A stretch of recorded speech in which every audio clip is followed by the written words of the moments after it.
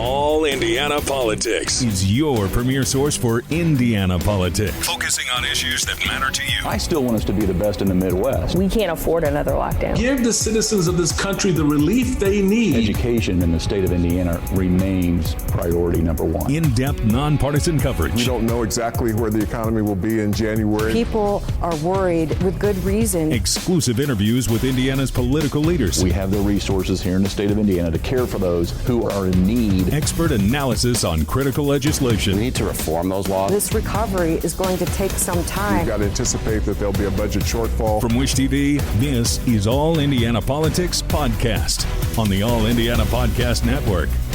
Good Sunday morning. Welcome to another edition of All Indiana Politics. I'm Phil Sanchez. A potentially controversial new name is joining the Republican primary for governor. Former Indiana Attorney General Curtis Hill says he will run for the state's highest office.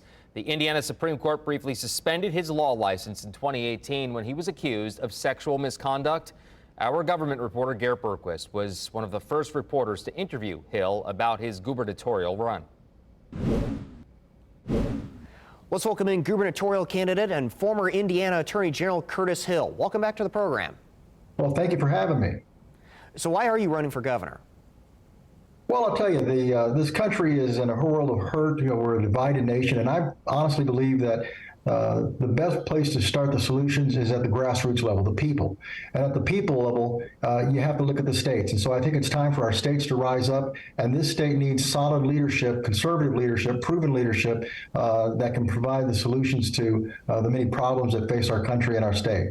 I've talked to folks all over the state, and they're hungry for a proven conservative who has a record of leadership and accomplishment. So I think it's our opportunity to give back and to provide that leadership that's so badly needed. I want to address a couple of issues you list on your website. You say that you'll continue to crack down on violent criminals as governor. How do you do that without over-incarcerating people for lower-level offenses, such as drug possession? Well, drug possession is not an offense that we need to be incarcerating people for the most part. There's really two types of individuals that need to be incarcerated, and that's your violent offender, your murderer, your rapist, your child molester. Those individuals who commit that type of an offense the first time really need to be looked at from a sanction standpoint. The second category of individual who needs to be incarcerated is the chronic offender, and that's the person who does it over and over and over again. And that's really what the problem is in Indiana and all over the country from a public safety standpoint. A small number of people commit the vast amount of crime in any particular community. So if you have effective policies to address that small number of individuals, you can have effectively reduced crime and increase your public safety. You also say that you'll target wasteful spending and unnecessary regulations in state government. Can you give me some specific examples of each? Well, absolutely. When you're in the governor's office, you're in charge of all of the state agencies. And the agencies are large bureaucracies that have individuals that have been there for a number of years that do things their way and really sort of wait it out for the leadership if the leadership's not careful. What we'll do is evaluate the type of waste that occurs in the state agencies, placing and appointing individuals who will go in and look at making appropriate reductions in personnel and as well as other wasteful spending to reduce the size of government. The very first thing that we should be doing is looking at a way to improve efficiencies through reductions of staff, reductions in responsibilities, and making sure that Indiana is well served by its executive agencies. Now, additionally, you've said that you'll target policies that allow transgender athletes to compete under their gender identity. The legislature already banned that for K through 12 schools. Why is that not enough? Well, I think it's important that we stay on the right track in terms of the objective truth of making sure that we protect our women athletes and our women in general. The protected class status has started to conflict with various degrees of protected class, and so it's important that we identify all Hoosiers as being deserving of being treated appropriately and having great opportunity, not only in athletics, but in other endeavors as well. You're up against three very well-funded primary opponents who've already been campaigning for this office for months. How do you expect to break through that? Well, I think that from a timing standpoint, we've talked to a lot of folks across the state, and the enthusiasm and excitement just is not there under the current circumstances. So, yes, there's a lot of money that's been raised in this race, but I don't think it's a matter of pulling out a checkbook and being able to write a check. I think it relates back to the grassroots connections of the individual of wanting to understand what they want in their state, what they want in their state governor, and what they want in their governor. So from our standpoint, we believe that proven executive leadership is the right mark, and that's what we offer. How do you win over voters who remember the sexual misconduct allegations against you from your time as Attorney General? You already were passed up in the race to succeed the late Congresswoman Jackie Walorski. Well, from day one, my popularity as a conservative candidate and a conservative office holder has made me a threat. And also my willingness to stand up against the status quo. So it's no surprise that I have faced attacks. But the easy thing to do would be to step back and say, gee, let's avoid all the controversy. That's just not the way I'm built. We have a state that's in need of conservative leadership with a record of accomplishment, and I'm ready to get back at it. What do you believe sets you apart from the rest of the Republican primary field? Well, experience and leadership. I have run in a race where I was the most successful vote getter in that particular race. So I had a demonstrated winning ability, but also my service as Attorney General demonstrated my conservative values, my work ethic, and our ability to run a major executive office. So I think that I've got the background and the record to demonstrate what type of leadership we'll need for a future that's very uncertain, for a future that's very challenging. Curtis Hill, thank you for joining us. Thank you for having me. All right, coming up, another new candidate for next year, this time in the Senate race.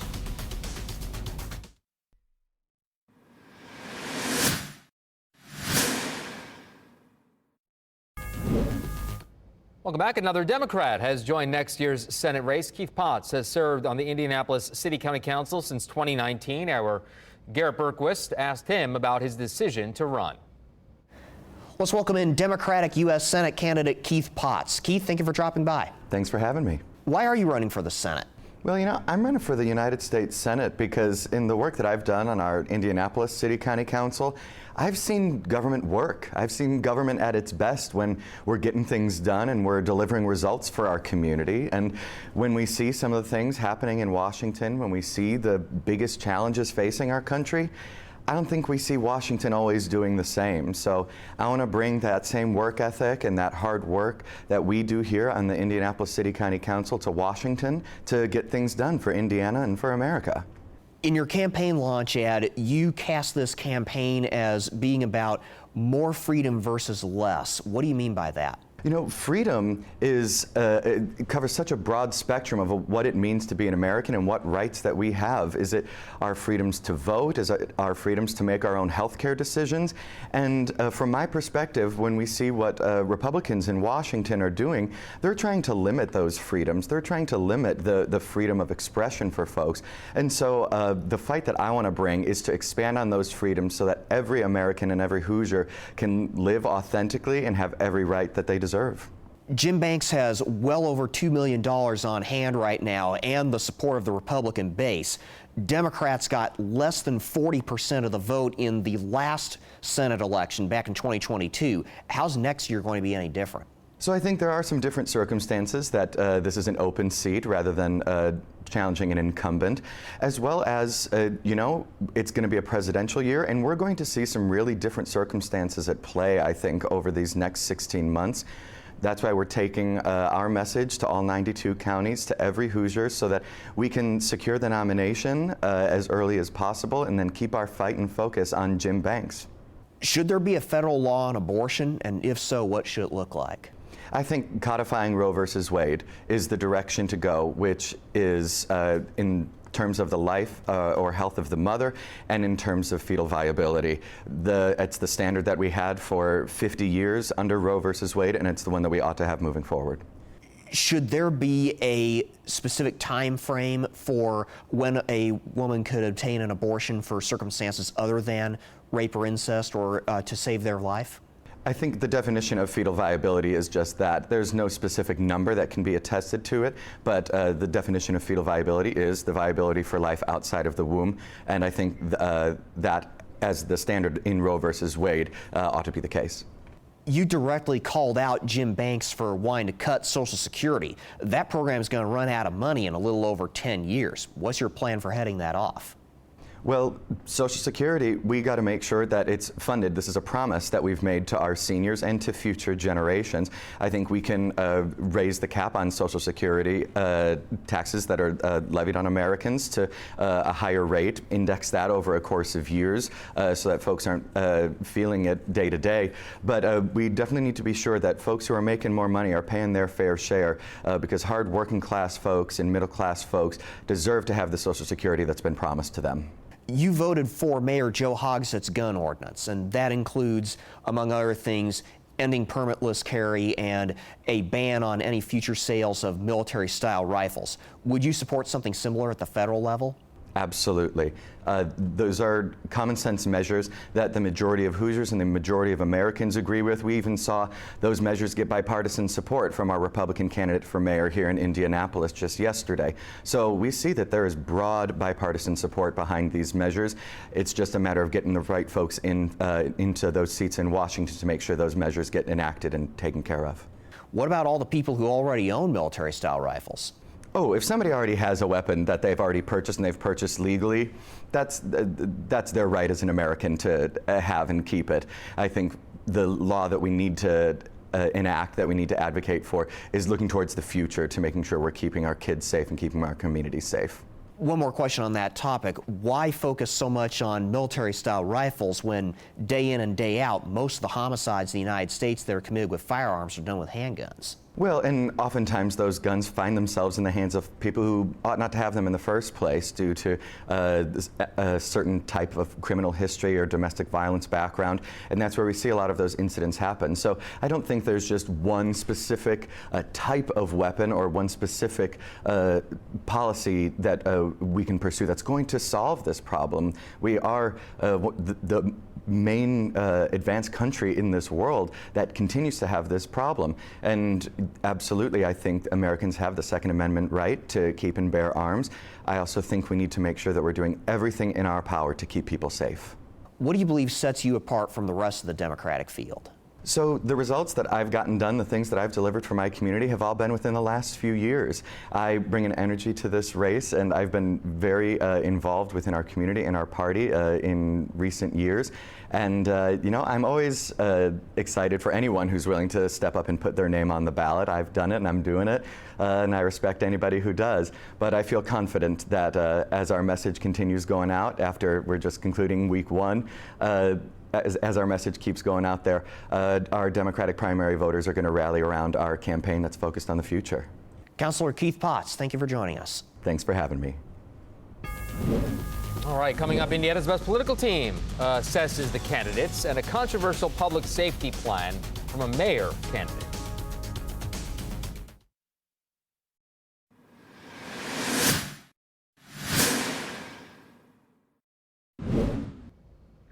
Welcome back to All Indiana Politics as we welcome in two members of Indiana's best political team, Democrat Laura Beck and Republican Allie Bartlett. Let's talk about what we heard earlier in this show, ladies. Allie, we'll start with you. Curtis Hill is just months and millions of dollars behind the three Republican frontrunners, as you very well know. He appears to be positioning himself, though, to the right of them. Does he have a realistic chance? Listen, I think this probably would have been a different conversation several years ago. But just given the sheer difference in fundraising that we're going to see coming out of this race, I think that's going to be a huge differentiating factor. I know he mentioned in his interview that he didn't see that as the real benchmark. But when you're in a race with two people who can really easily self-fund, maybe a third, and another who's an incredible fundraiser, I mean, that really does play into things. So ultimately, I do think that's going to play a big factor. Laura, how much of a hindrance do you think that law license suspension will be? He ultimately did not face any charges related to those sexual misconduct allegations. Well, I think we have to look at it from two perspectives. The first is he's got to get through a primary first. And I think he's going to really try very hard to take that right-wing base and to split that right-wing base. I don't think it would have as much of an impact in a Republican primary with that right-wing base as opposed to in a general election.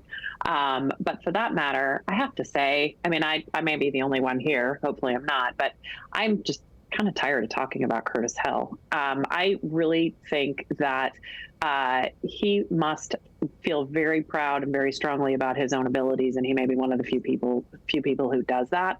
But at this point in time, I think he is. I think he's got a lot of baggage. He allegedly, or he groped 4 women, one of whom was a elected official, and his law license was suspended for 30 days. I mean, all of his dirty laundry was aired during that hearing. So the fact that he doesn't have any money is going to be really hard for him in a primary because he won't be able to defend himself against the truth and what's out there. Yeah. We'll see what happens there. Moving to the interview with Keith Potts right now. He's the only Democrat running for Senate who is an incumbent office holder. Laura, will stay with you here. Does that give him an advantage over the rest of the field? I don't know if it gives an advantage, but it certainly he certainly has run in recent years, and so he is familiar with what that process is like. I think we've got good candidates on the Democrat side, and frankly, I think they pose a stark contrast to Jim Banks. I was really impressed as I was listening to what he had to say. I've been impressed by what his opponent has to say, and so I think as long as we're focusing on these kitchen table issues that really matter to Democrats, and we're staying away from the culture wars, I think we've got a lot of positive things ahead of us there. To that point, though, Allie, Potts appears to be taking aim at Republicans on abortion and LGBTQ rights in his ads. Given Banks's positions, do you see that resonating with voters and maybe even peeling them off? No, I really don't. I think he's taking a real big leap here from city council to U.S. Senate. He's starting to talk about this freedom platform, but then I think he's misunderstanding some of the stuff that he's talking about, because then he's pivoting straight to the Dobbs opinion and the Second Amendment, which really are his points are saying that he wants to limit people's freedoms. So I don't really understand that platform. It sounds a little mixed up in my opinion. I think people are going to be very supportive of Jim Banks and his positions, which actually support freedom. And so I don't think it's going to be much of a challenge. I want to turn to some municipal issues now. Republican Indianapolis mayor candidate Jefferson Shreve released his public safety plan. It includes the very gun control ordinance that the City County Council approved at Mayor Joe Hogsett's request. So, Allie, did Shreve just hand this election to Joe Hogsett? No, I don't think so. I think there is one stark difference between the plans. I mean, there are several differences. The biggest one for me is that Jefferson Shreve's plan talks specifically about hiring a public safety director. And that is somebody who is supposed to be more than a figurehead. That is, we're past that. Like, Indianapolis has a crime problem that is past that. And I think that's a really key central part of this. When it has to do with the gun control piece, I think that the point being made by the Shreve campaign is that he feels he has a better opportunity to work with the state legislature as a Republican to come to a place where we can agree on how Marion County should address those things separate from the state law. Laura, the plan, though, especially when it comes to the 21 and 18 age situation, very similar to Hogsett's. Well, I mean, it isn't much of a plan because it's pretty much what Mayor Hogsett has been doing and has been working all along. What really stuck out to me about this is when you think back, it was 1 year ago when Governor Holcomb signed the permitless carry bill into law. And if Jefferson Shreve wanted to be mayor then, which I believe he probably did, where was Jefferson Shreve standing up at the legislature, working with the very legislators he wants to work with to advocate against permitless carry? He was nowhere to be found.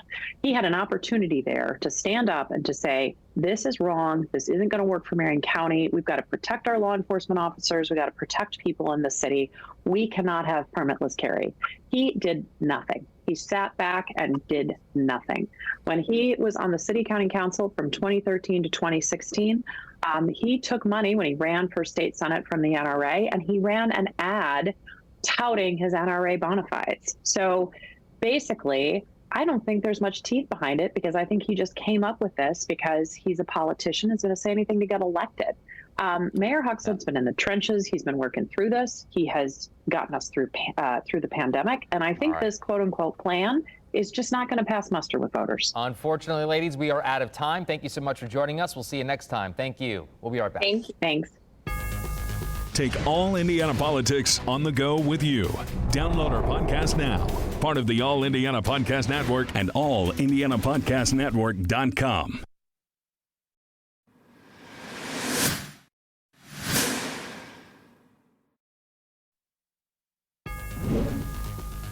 Thank you for joining us for All Indiana Politics this week. We'll be back here next Sunday morning at 9:30. You can also find our brand new All Indiana Politics podcast. It's part of the All Indiana Podcast Network over at wishtv.com.